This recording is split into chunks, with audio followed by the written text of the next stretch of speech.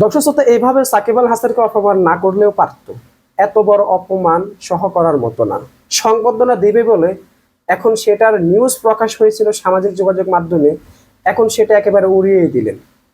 ঘটনা তো আপনারা এখনো মনে ক্লিয়ার হন নাই। আসেন আপনাদেরকে একটু ক্লিয়ার করি। সাকিবকে সংবর্ধনার খবর উড়িয়ে দিল উত্তরপ্রদেশের ক্রিকেট। হঠাৎ করে উত্তরপ্রদেশের ক্রিকেট সাকিবকে কেন সংবর্ধনা দিতে যাবে, আবার সেটার খবর বা কে ছড়াইলো, আবার উড়াই দিল আবার কে?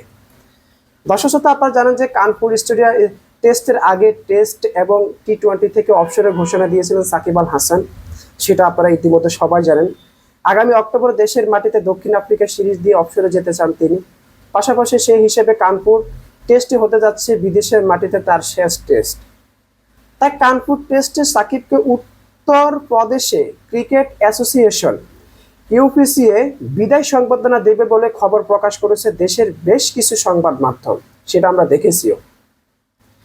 কিন্তু সংবর্ধনার বিষয়ে কিছুই জানেন না ইউপিসি এর সচিব অরবিন্দ কুমার শ্রীবাস্তব।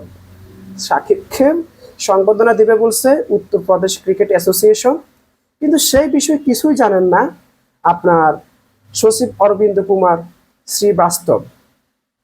তার মানে কি এটা সাকিবের জন্য আপনার অপমানজনক না? আর আমরা দেখেছি যে আমাদের দেশের বেশ কিছু মিডিয়া আছে যেটা অনেক আগে থেকেই চলতেছে, শেখ হাসিনার আমল থেকে চলতেছে। কোনো কিছু পাইলে সেটা নিয়ে নিউজ করে ফেলে, সেটা তথ্য কোনো যাচাই বাছাই তারা করার সময় থাকে না, কে কার আগে কে নিউজ করতে পারবে। যার কারণে বেচারা সাকিবকে এত বড় অপমান সইতে হলো।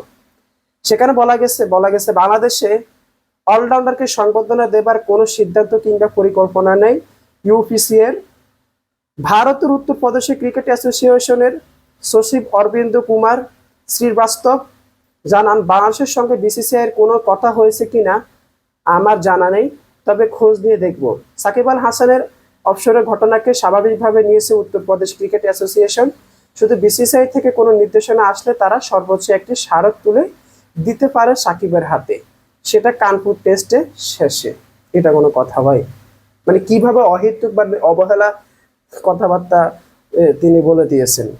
আসলে মিডিয়াদের আরো সতর্ক হওয়া উচিত নিউজ প্রচারের ক্ষেত্রে। আপনি যাই বলেন না কেন, এটা খুবই দুঃখজনক। এবং অরবিন্দ কুমার আরো জানান, সাধারণত ম্যাচ শেষ হলে বিজয়ী দলকে পুরস্কার দেওয়া হয়। আমার মনে হয় এটাই যোগ্য সময়।